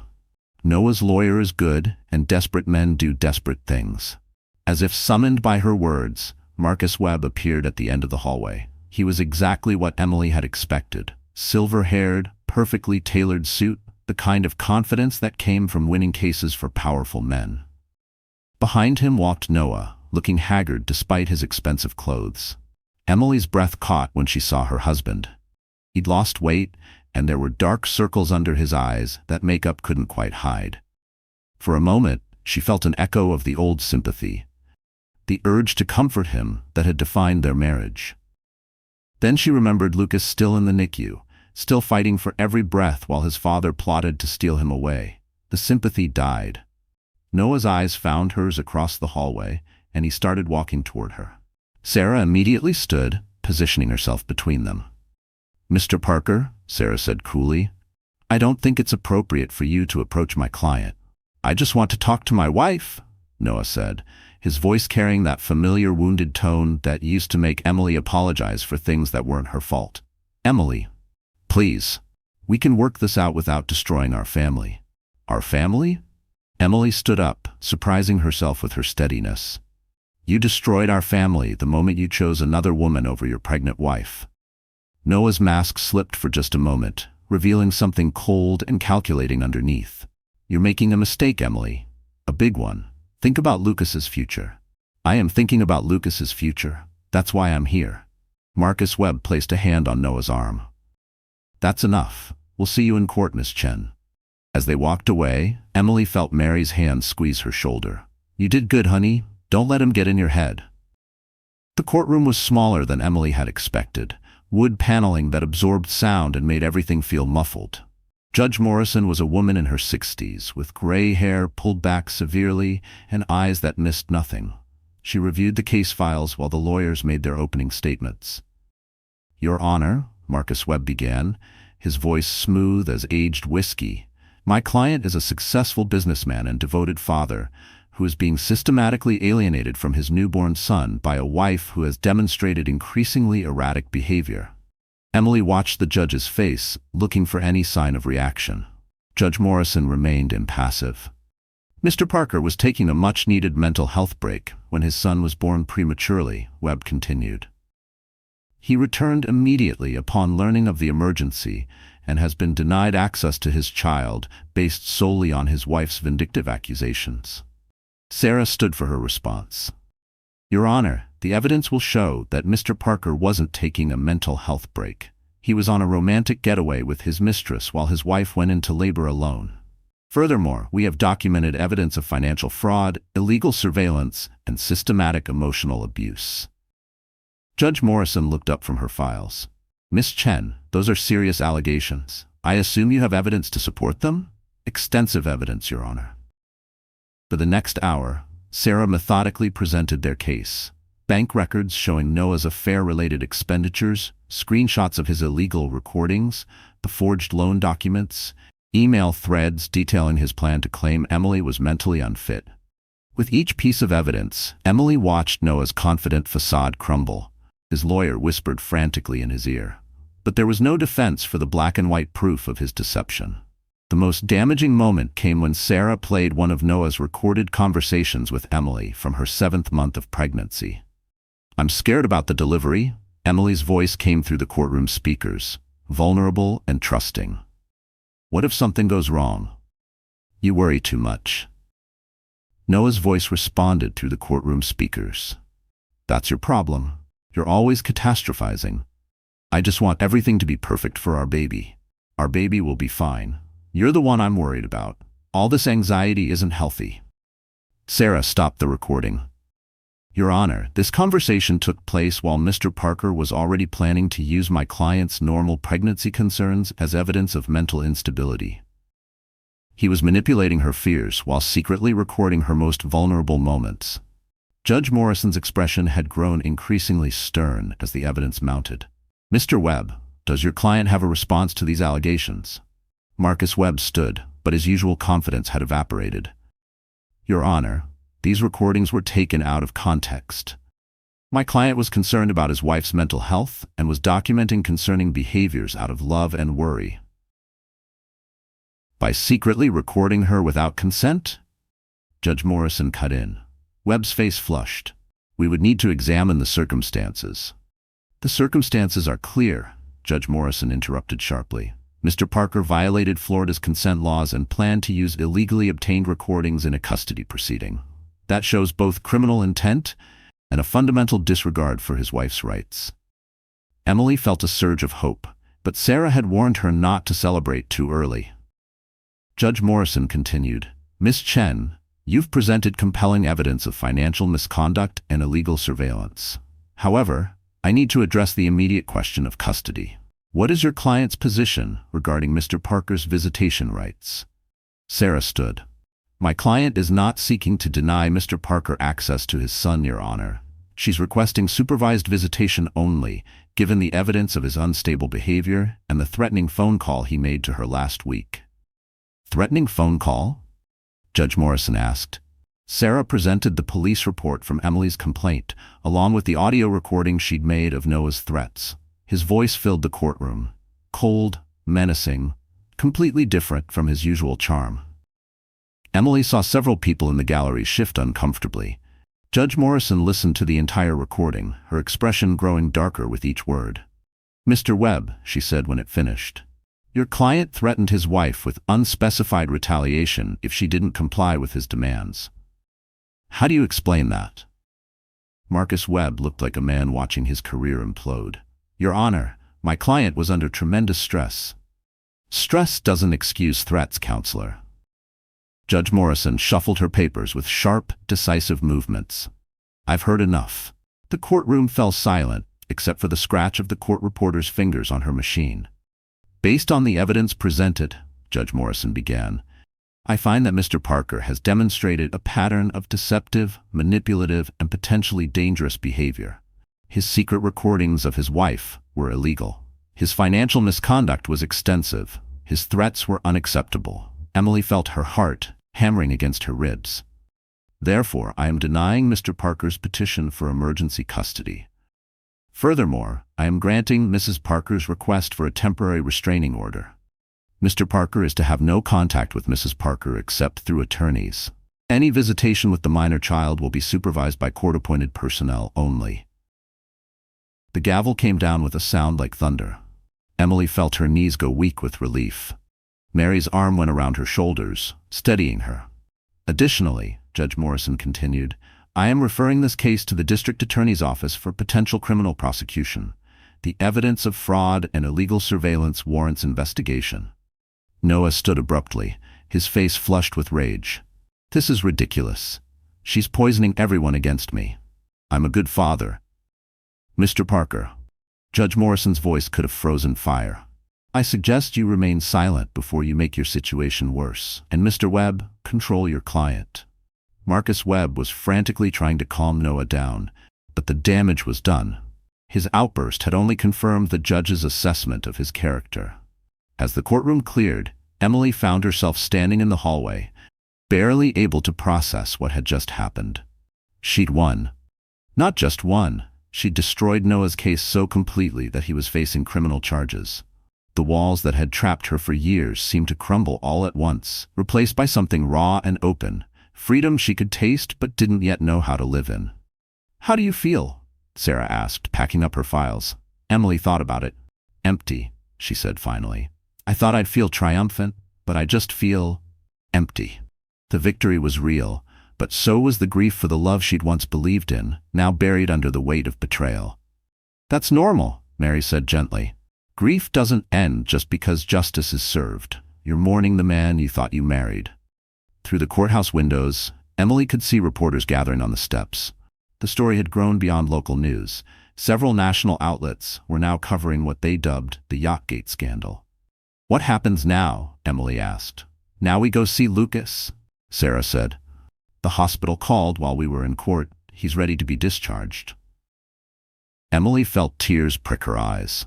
After 2 weeks in the NICU, her son was finally coming home, to a home without his father. But maybe that was exactly what they both needed. She squeezed Mary's hand, grounding herself in that tiny, fragile truth. Freedom might feel empty at first, but it was hers to fill. As they walked toward the courthouse exit, Emily's phone buzzed with a text from an unknown number. Congratulations, You won this battle. But the war isn't over. I know things about you that Sarah Chen never found. Sleep well, knowing I'm out there." And Emily showed the message to Sarah, who immediately called the police. But as they waited for officers to arrive, Emily realized something had changed inside her. 3 weeks ago, a message like that would have sent her into a panic. Now it just made her angry. Noah could threaten her all he wanted. He could lurk in the shadows and plot his revenge. It didn't matter anymore. She had her son. She had her freedom. She had proof of her own strength. And she was done being afraid. 3 weeks later, Emily stood in the nursery she'd once imagined decorating with Noah, watching Lucas sleep peacefully in his crib. At 6 weeks old, he'd finally shed the last of his preemie fragility. His breathing was strong and steady, his cheeks had filled out, and when he looked at her, Emily could swear she saw recognition in his deep blue eyes. The house felt different now, lighter somehow. Despite everything that had happened within its walls, Mary had helped her redecorate, removing every trace of Noah's presence and making space for the life Emily was building alone. The master bedroom had become her writing sanctuary where she'd begun documenting her story. The kitchen table was covered with legal documents, medical bills, and laptop cables, the unglamorous infrastructure of starting over. Emily's phone chimed with a notification from her bank app, another deposit from her blog sponsors. What had started as random posts about single motherhood and surviving betrayal had grown into something she'd never expected, a platform that reached thousands of women dealing with similar pain. The Diary of a Discarded Wife now had 50,000 subscribers and counting. Brands were reaching out for partnerships. A literary agent had called about a book deal. Emily was earning more from her writing than she'd ever made as a teacher. The irony wasn't lost on her. Noah's betrayal had destroyed the life she thought she wanted, but it had given her the life she actually needed. A soft knock on the front door made her pause. Through the peephole, she saw a delivery driver holding a small package. No return address, which had become common since her story went viral. Supporters sent everything from baby clothes to homemade cookies. But when she opened the package, her blood ran cold. Inside was a flash drive and a handwritten note in Noah's familiar script. "Emily, I told you this wasn't over. Check the drive, then call me. You have 24 hours before I release everything. Think about Lucas's future." And with trembling fingers, Emily inserted the flash drive into her laptop, the screen filled with folder after folder of files, videos, and documents. Her heart stopped when she saw the titles. Emily Postpartum Depression Evidence, Lucas Medical Vulnerabilities, Financial Desperation, Hospital Bills, Blog, Exploitation of Private Marriage. She clicked on the first video file. The screen showed her own face, gaunt and exhausted from 2 weeks ago. She was sitting in this very nursery talking to someone off camera. It took her a moment to realize she was watching herself during a therapy session she'd conducted via video call. He had somehow hacked her computer camera. In the video, she was discussing her struggles with postpartum anxiety, her fears about raising Lucas alone, her moments of doubt about whether she was a good mother, all of it taken completely out of context, edited to make her sound unstable and unfit. Emily's hands shook as she scrolled through more files. Bank statements showing her medical debt, screenshots of her blog posts where she'd written about her darkest moments, even photos of Lucas's medical charts from the NICU. Her phone rang. Noah's number. "Did you enjoy the preview?" His voice was different now. Not the smooth charm she'd fallen for, or even the cold calculation she'd learned to fear. This was something new, something desperate and dangerous. "How did you get this?" Emily whispered. "I'm very good with technology, Emily. Always have been." "You think changing your passwords was enough? I've been watching you for weeks. Every therapy session, every video call with Sarah, every moment you thought you were alone." Emily felt sick. "You're insane." "I'm thorough," Noah snapped, "and I'm done playing by your rules. You destroyed my business, my reputation, my relationship with my son. Did you really think there wouldn't be consequences?" The judge said, "The judge doesn't understand what you're really like, but she will, unless you call Sarah Chen right now and agree to my original settlement offer." Emily's mind raced. What settlement offer? Joint custody. You drop all criminal charges. Sign a non-disclosure agreement. In exchange, These files stay private. And if I don't, then tomorrow morning, every news outlet, every parenting blog, every social media platform gets a very different version of your story. The unstable mother who exploited her own tragedy for fame and money, who puts her baby at risk for clicks, who fakes postpartum depression for sympathy. Emily felt the familiar panic rising in her chest, the same feeling that had controlled her for years whenever Noah threatened to withdraw his approval. But this time, something else rose alongside it. Rage. "You filmed me without my consent," she said quietly. "Again. Try to prove it. The files will look like they came from your own security system, which technically they did. My security system, the one I installed when we moved in, the one that's been uploading to a cloud server I control. Did you really think I'd give up access to my own house?" Emily closed her eyes, trying to think through the implications. Noah had been watching her for weeks, collecting ammunition, waiting for the right moment to strike. But there was something in his voice, a desperate edge that hadn't been there before. "Where are you calling from, Noah?" Silence. "Because I know it's not your apartment. Sarah told me you were evicted last week, and your office lease was terminated. So where are you?" "That's not your concern. Are you in your car? A motel?" Emily pressed. "Because according to the news reports, your credit cards were frozen pending the fraud investigation." She felt strength returning to her voice. "You're broke, aren't you? Completely broke." Another pause. "I have resources." "No, you don't. That's why you're doing this. Not because you want Lucas back, but because you need money. The NDA isn't about protecting your reputation. It's about protecting you from criminal prosecution so you can flee the country. You don't know what you're talking about." But Emily could hear it now. The hollow echo that suggested Noah was calling from somewhere empty. Maybe his car. Maybe an abandoned office. The man who'd once commanded boardrooms was reduced to making threats from whatever shelter he could find. "I know exactly what I'm talking about," Emily said, surprising herself with her calm. "And I know something else. You made a mistake." "What mistake?" "You're still thinking like the old Emily. The one who was scared of you, who believed your threats, who would do anything to avoid conflict."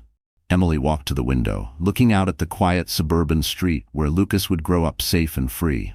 But that Emily doesn't exist anymore. "Emily, be smart about this." "I am being smart. I'm thinking about Lucas's future, just like you said. And his future doesn't include a father who stalks his mother and threatens her with illegal surveillance footage." Emily hung up and immediately called Sarah. "He's contacted you?" Sarah's voice was sharp with concern. "He has surveillance footage from inside my house, therapy sessions, private moments with Lucas, everything. He's threatening to release it unless I agree to joint custody and drop the criminal charges." "That bastard." "But Emily, this might actually work in our favor." "How?" "Because he just committed another felony. Stalking, illegal surveillance, extortion, and he documented it himself by sending you the evidence." Sarah's voice grew excited. "Can you forward me everything he sent? What about the threat to release the footage?" "Let him try. Any media outlet that published illegally obtained surveillance footage would face massive liability. And the footage itself proves his criminal behavior, not yours." Emily felt something click into place. "So if he releases it, he destroys himself completely while proving he's been stalking me." "Exactly. It's the stupidest possible move he could make." 20 minutes later, Detective Ray Coleman was sitting in Emily's living room, reviewing the evidence while Mary made coffee with grim satisfaction. "This is a prosecutor's dream," Coleman said, echoing Sarah's earlier words. "Especially since he sent it to you directly. We can trace the IP address, document the timestamps. It's airtight." "What happens now?" Emily asked. "Now we set a trap. You're going to call him back and agree to meet." Emily's stomach lurched. "What?" "Not alone," Coleman clarified quickly. "We'll be watching. The moment he shows up, we arrest him for stalking, extortion, and violation of the restraining order."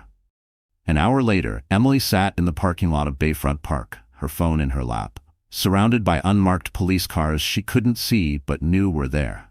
Noah had insisted on meeting in public, probably thinking it would make him safer. He was wrong. She saw him before he saw her. A figure walking across the grass with the hunched shoulders of a man who'd lost everything. Up close, the change was shocking. Noah looked like he'd aged 10 years in 3 weeks. Unkempt, he slid into the passenger seat of her car, and Emily caught the smell of alcohol and desperation. "You came," he said, and for a moment his voice held an echo of the man she'd once loved. "I want this to end," Emily said truthfully. "It can end. Just sign the papers." He pulled out a folder. "Joint custody, shared expenses, sealed records. We can co-parent like civilized people." Emily looked at the man who'd once convinced her she was lucky to have him, who'd made her doubt her own perceptions, her own worth, her own strength, who'd systematically planned to destroy her while she carried his child. "No," she said simply. Noah's expression shifted, cycling through confusion, anger, and finally something like panic. "Emily, you don't understand what you're risking. I have nothing left to lose." "I know. That's what makes you dangerous." Emily met his eyes steadily. "But I'm not afraid of you anymore." "You should be." "Why? Because you'll release surveillance footage that proves you're a criminal? Because you'll threaten me with evidence of your own crimes?"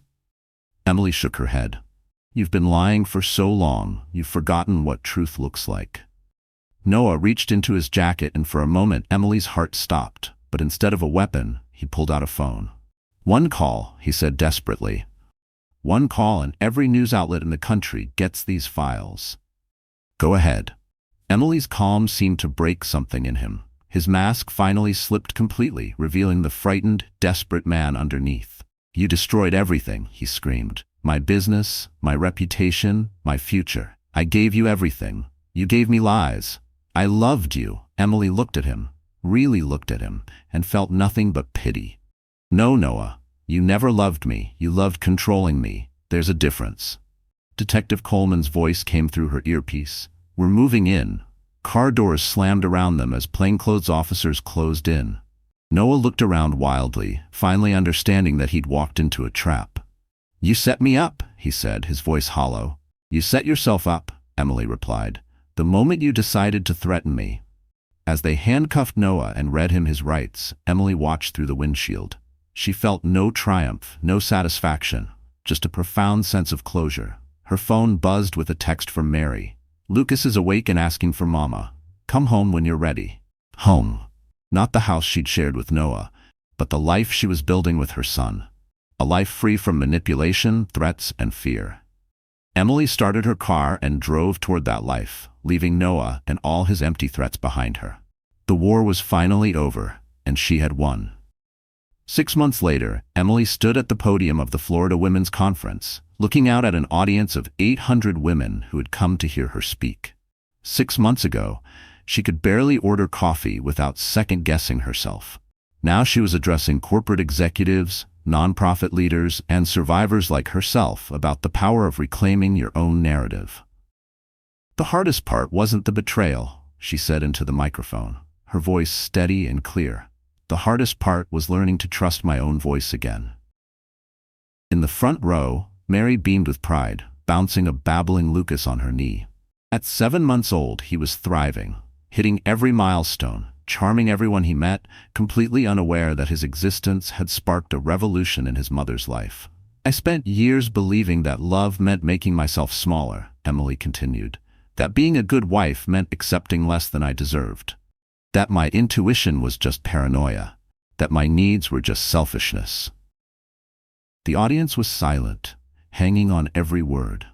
Emily had learned to read crowds over the past few months, speaking at conferences, women's shelters, and support groups across Florida and beyond. She could always spot the women who were living her old life.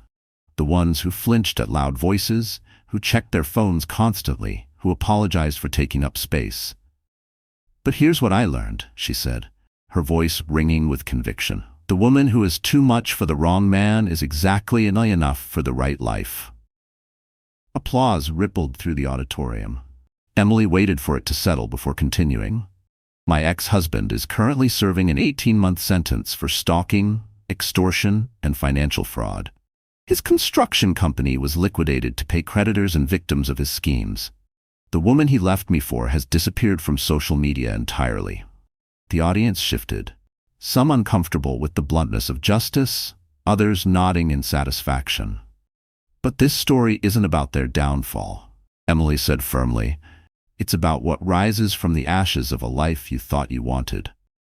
Behind her, a screen displayed the cover of her newly published book, The Voids That Save Us, A Mother's Journey from Betrayal to Breakthrough.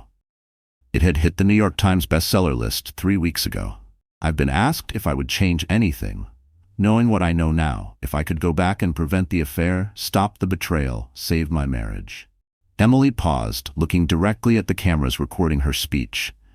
And my answer might surprise you. No, I wouldn't change a thing. A murmur ran through the crowd. Because that marriage wasn't saving me. It was slowly killing who I was meant to become. The betrayal wasn't my destruction, it was my liberation. After her speech, Emily worked the reception, shaking hands and signing books. A young woman approached her, maybe 25, with the hollow look Emily recognized too well. "Mrs. Parker?" The woman's voice was barely a whisper. My husband says I'm paranoid when I ask about his phone. He says I'm imagining things." Emily took the woman's hands gently. "What does your gut tell you?" "That something's wrong, but he makes me feel crazy for thinking it." "Then trust your gut. Always trust your gut." Emily squeezed her hands. "And remember, you don't need permission to protect yourself." The woman nodded, tears in her eyes, and Emily saw herself from 8 months ago. Scared, confused, but already fighting to survive. Later that evening, Emily sat in her new apartment, a bright 2-bedroom in Coconut Grove, with hardwood floors and windows that let in actual sunlight. Lucas was sleeping peacefully in his crib, the picture of health and contentment. Her laptop was open to her blog dashboard, showing metrics that still amazed her. 200,000 monthly readers, brand partnerships that paid more than her old teacher salary ever had, and a waiting list of speaking engagements that stretched into next year. Her phone buzzed with a text from Sarah. Noah's parole hearing was denied. Earliest possible release is in 10 months. You can breathe easy. Emily deleted the message without responding. She'd stopped counting the days of Noah's sentence months ago. His presence in her life was now limited to court-ordered child support payments that arrived like clockwork. Ironic considering he'd once claimed to want custody to protect Lucas's financial future. A knock at her door interrupted her thoughts. Through the peephole, she saw a delivery driver with a large bouquet of flowers. No card was visible, but Emily's stomach clenched reflexively. Old habits from months of anonymous threats and messages. But when she opened the card, she smiled. The flowers were from her literary agent, congratulating her on signing a 2-book deal, a follow-up memoir, and a practical guide for women leaving toxic relationships. Her phone rang. The display showed Mom, something that still made her heart skip, even 6 months after her mother had reached out following the news coverage. "Emily, I saw your speech online. I'm so proud of you." The relationship with her parents was still fragile, still healing from years of strained distance, but they were trying. And Emily had learned that sometimes trying was enough. "Thanks, Mom. How's Dad?" He's still processing everything. You know how he is with emotions. But he bought 3 copies of your book to give to his coworkers." Emily laughed. That was as close to emotional support as her father knew how to give. And she was learning to accept love in the forms people could offer it. After the call, Emily opened her laptop and began writing her evening blog post, a ritual she'd maintained even as her platform grew beyond anything she'd imagined. "Today, I spoke to 800 women about reclaiming their voices. But tonight, I want to talk to the one woman reading this alone, wondering if she's strong enough to change her life. You are. I know because I was you. I was the woman who stayed quiet to keep the peace, who apologized for existing, who believed that love meant accepting whatever scraps of affection were thrown my way. But here's what no one tells you about rock bottom. It's the most solid foundation you'll ever build on. Your life is not a rough draft. Because that marriage wasn't saving me. It was slowly killing who I was meant to become. The betrayal wasn't my destruction, it was my liberation." After her speech, Emily worked the reception, shaking hands and signing copies of her book. The young woman approached her, maybe 25, with the hollow, guarded look Emily recognized all too well. "Mrs. Parker?" The woman's voice trembled. "My husband says I'm paranoid when I ask about his phone. He says I'm imagining things." Emily gently took her hands. "What does your gut tell you?" "That something's wrong?" but he makes me feel crazy for thinking it. Then trust your gut. Always trust your gut. Emily squeezed her hand softly but firmly. And remember, you don't need permission to protect yourself. That night, Emily would sleep peacefully, in the life she had built from the ashes of the one that nearly broke her. The broken woman who had once driven herself alone to the hospital, terrified and abandoned, was gone for good. In her place stood someone stronger, braver, and infinitely freer. Someone who had learned the greatest love story she would ever write was the one she was writing with herself. 1 year later, Emily stood in front of the bathroom mirror in her hotel suite, adjusting the emerald green dress she'd chosen for tonight's awards gala. The Florida Women's Foundation was honoring her with their Voice of Courage Award in recognition of her advocacy for survivors of domestic abuse and financial control. The woman staring back at her from the mirror was unrecognizable compared to the frightened, silenced wife she used to be. This woman had laugh lines around her eyes, certainty in her posture, and a calm power that only came from surviving your darkest moments and realizing they hadn't destroyed you after all. Lucas toddled into the bathroom, his wobbly 13-month-old steps bringing him straight to her side. He wrapped his tiny arms around her legs, beaming up at her with a grin that never failed to soften her entire world. "Mama, pretty," he declared in his sweet new words. Emily lifted him up and caught both their reflections in the mirror. "We're both pretty amazing, aren't we, baby boy?" Behind them, Mary appeared in the doorway, graceful in a navy dress Emily had bought her for the occasion. At 70, Mary wasn't just a protector anymore. She was Emily's partner in running the foundation they'd built together for women starting over. "Ready to go change the world?" Mary teased in the same dry tone that had once carried Emily through nights she thought she wouldn't survive. "Ready to keep changing it," Emily said with a warm smile. As she grabbed her clutch, Emily's phone buzzed with a message from her publisher. "Your memoir just hit 20 weeks on the New York Times bestseller list." She slipped the phone into her bag, hugged Lucas close one last time, and walked out the door, into a future she'd earned one honest word, one fearless choice at a time. Because that marriage wasn't saving me. It was slowly killing who I was meant to become. The betrayal wasn't my destruction, it was my liberation. After her speech, Emily worked the reception, shaking hands and signing books. A young woman approached her, maybe 25, with the hollow look Emily recognized too well. "Mrs. Parker?" The woman's voice was barely a whisper. My husband says I'm paranoid when I ask about his phone. He says I'm imagining things." Emily took the woman's hands gently. "What does your gut tell you?" "That something's wrong, but he makes me feel crazy for thinking it." "Then trust your gut. Always trust your gut." Emily squeezed her hands. "And remember, you don't need permission to protect yourself." That night, she would sleep peacefully, in the life she'd built from the ashes of the one that had nearly destroyed her. The broken woman who had driven herself to the hospital alone was gone forever. In her place stood someone stronger, braver, and infinitely more free. Someone who had learned that the greatest love story of her life was the one she was writing with herself. 1 year later, Emily stood in front of the bathroom mirror in her hotel suite, adjusting the emerald green dress she'd chosen for tonight's award ceremony. The Florida Women's Foundation was honoring her with their Voice of Courage Award, recognition for her advocacy work with survivors of domestic abuse and financial manipulation. The woman looking back at her from the mirror was a stranger to the frightened, pregnant wife who had once lived in this reflection. This woman had laugh lines around her eyes, confidence in her posture, and a strength that came from surviving her worst fears and discovering they hadn't destroyed her. Lucas toddled into the bathroom, his chubby legs carrying him with the determined waddle of a 13-month-old on a mission. He wrapped his arms around Emily's legs, looking up at her with that radiant smile that never failed to melt her heart. "Mama, pretty," he declared in his sweet, babbling voice that was just beginning to form real words. Emily lifted him into her arms, meeting both their gazes in the mirror. "We're both pretty amazing, aren't we, baby boy?" Behind them, Mary appeared in the doorway, resplendent in the navy dress Emily had bought her for the occasion. At 70, Mary had become more than a caretaker. She was Emily's business partner, helping manage the foundation they'd started together for women leaving abusive relationships. "Ready to go change the world?"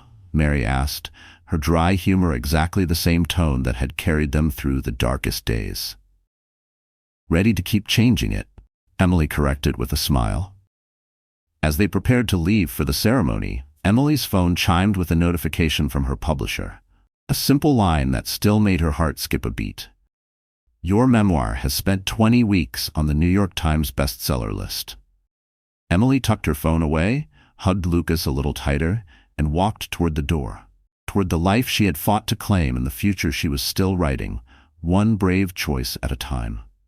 The Voids That Save Us had just hit 1 million copies sold worldwide. The number still felt surreal, but the messages from readers never did. Women writing to thank her for giving them permission to trust their instincts, to leave, to rebuild, to believe they deserved better. The award ceremony was held in the grand ballroom of the Biltmore Hotel, filled with influential women from across Florida. As Emily walked to the podium to accept her award, she thought about all the other women who should be standing here. The ones still trapped in relationships that shrank them. The ones who had escaped but hadn't yet found their voices. The ones who had tried to leave but hadn't survived the attempt. "This award belongs to every woman who has ever felt too small for her own life," Emily began, her voice clear and unwavering through the glittering ballroom. "To every woman who has been told she's too much, too sensitive, too demanding, for wanting basic respect and love." She paused, letting her gaze find the familiar faces in the crowd. Sarah Chen, now a friend as much as an attorney, Dr. Martinez, who had delivered Lucas and testified at Noah's trial, dozens of women from her support groups who had become fierce advocates themselves. "A year and a half ago, I was abandoned in labor by a man who spent months planning to steal my child and ruin my credibility. Tonight, that same man is in prison, and I am standing here holding an award for courage." Emily smiled, feeling the solid weight of the crystal trophy in her hands. "The universe has a sense of humor, doesn't it?" Gentle laughter rippled through the audience. "But this story isn't about his fall, it's about our rise. Because every woman who finds the strength to leave, to speak up, to rebuild, to believe she is worthy, she is changing the world, one brave choice at a time." As applause filled the ballroom, Emily looked out at the sea of faces and saw herself reflected back. Women who had learned that survival was only the beginning, that healing was possible, that the life on the other side of fear was more beautiful than they had ever dared to imagine. After the ceremony, Emily stood on the hotel balcony overlooking Biscayne Boulevard. Lucas slept peacefully in her arms despite the distant hum of the celebration still going on inside. The Miami skyline stretched before them, lights glittering like promises in the warm night. Her phone buzzed with a message from an unknown number. "Mrs. Parker, I saw your speech online. My husband has been controlling our finances and monitoring my calls for 3 years. Tonight, I opened my own bank account. Thank you for showing me I can save myself." Emily smiled, typing back. "You already have saved yourself. The account was just the first step. Trust your strength. It's bigger than you know." These messages arrived daily now. Women at every stage of recognizing, leaving, and rebuilding their lives. And as Emily watched the city lights dance across Lucas's sleeping face, she knew one thing for certain. She would spend the rest of her days reminding every woman who needed to hear it that freedom was possible and worth fighting for. And she answered each one personally, remembering how alone she had felt in those dark moments before she found her own voice. Mary joined her on the balcony, carrying 2 glasses of champagne. "Proud of you, kiddo." "Proud of us," Emily corrected, clinking their glasses together. "None of this would have happened without you. You would have found your way. You were always stronger than you knew. You just needed permission to see it." As they stood together in comfortable silence, Emily reflected on the strange mathematics of survival, how one moment of devastating betrayal could multiply into thousands of moments of purpose. How the worst thing that had ever happened to her had somehow led her straight to the best version of herself. She thought about Noah occasionally, though less and less as the months passed. He would be eligible for parole in 4 months. But Emily felt no anxiety about his release. The restraining orders were permanent. His access to Lucas forever limited to supervised visits he had never once requested. His world had shrunk to the size of a prison cell, while hers had expanded beyond anything she had ever dared to imagine. Bryony had vanished from the public eye entirely after testifying at his trial. Emily hoped she was somewhere learning to trust her own judgment, building a life based on something deeper than social media metrics and men's approval. "Time to go home," Mary said eventually, as Lucas stirred softly in Emily's arms. Home. The word still filled Emily with warmth. Not the house she'd once shared with Noah, but the bright apartment where she had learned to trust silence instead of fear it. Where Lucas's giggles bounced off walls that had never absorbed shouting or threats or the sound of her own stifled sobs. As they drove through the quiet Miami streets, Emily's mind drifted to tomorrow's plans. A morning interview with a national news program about her foundation's growing impact. Lunch with her literary agent to discuss the children's book she was writing about brave mothers and safe homes. An afternoon therapy session where she would keep peeling back the final layers of old wounds that still surprised her sometimes. Recovery, she'd learned, wasn't a finish line. It was a daily choice to pick herself again and again. Back home, she tucked Lucas into his crib, marveling as always at the peace on his sleeping face. He would grow up in a home where love wasn't conditional, where feelings weren't weapons, where the loudest voices were the ones lifting each other up. Emily changed into her pajamas and settled at her laptop to write her nightly blog post, a ritual that felt as essential as breathing. Tonight, I accepted an award for courage. But I want to talk about a different kind of bravery. The kind that happens in bathroom mirrors at 3 a.m. when you look at yourself and decide you matter. The kind that opens a secret bank account, saves emergency money, and quietly plans a future the people trying to control you can't see. The kind that trusts your instincts even when everyone around you says you're wrong. That's not just courage. That's revolution. Every woman who chooses herself is changing the world. Every woman who refuses to shrink is making space for others to grow. Every woman who speaks her truth is giving someone else permission to find theirs. You don't have to wait for permission to save yourself. You don't need anyone's approval to know your worth. You don't have to earn the right to be treated with respect. You just have to decide you're worth saving, and then save yourself. The world is waiting for who you become when you stop apologizing for taking up space in it. Emily hit publish and closed her laptop. Through her window, she could see the lights of other apartments, other lives unfolding quietly behind glass. Some of those women were probably reading her words right now, feeling a little less alone than they did an hour ago. The thought filled her with a calm, certain purpose that made every painful step of her journey feel worth it. As she got ready for bed, Emily caught her reflection in the bathroom mirror one last time. The woman looking back at her was everything the frightened, pregnant wife could never have imagined becoming. Financially independent, emotionally grounded, unafraid of her own voice. But more than anything else, she was free. Free from the exhausting work of making herself smaller to keep someone else comfortable. Free from the tightrope of walking on eggshells around someone's fragile ego. Free from the lie that love was supposed to hurt, that sacrifice meant slicing pieces off yourself until there was nothing left. "Thank you," she whispered to her reflection. To the woman who had found strength in her darkest moment, who had refused to break when breaking would have been easier, who had chosen to see betrayal as liberation, not destruction. Then she turned off the light and went to sleep in the life she had built with her own 2 hands, one brave choice at a time. In the morning, she would wake up and choose herself all over again. So the story is over, my wonderful friends. And if you're still here with me at this hour, reading these final lines, then maybe something in Emily's journey has reached inside you too. Maybe it reminds you of a time you felt small in your own life, or trusted the wrong person, or believed you had to shrink just to keep the peace. Tonight, I want you to take this story and let it remind you of one simple truth. Your worth does not depend on someone else's ability to see it. People will fail you, lie to you, betray you, but none of that can erase who you are underneath it all. As author Haruki Murakami once wrote, "And once the storm is over, you won't remember how you made it through. But one thing is certain, when you come out of the storm, you won't be the same person who walked in." That's what Emily learned. That betrayal didn't ruin her. It revealed her. It forced her to build a life sturdier than any lie could destroy. And you? You have that same power. Right now.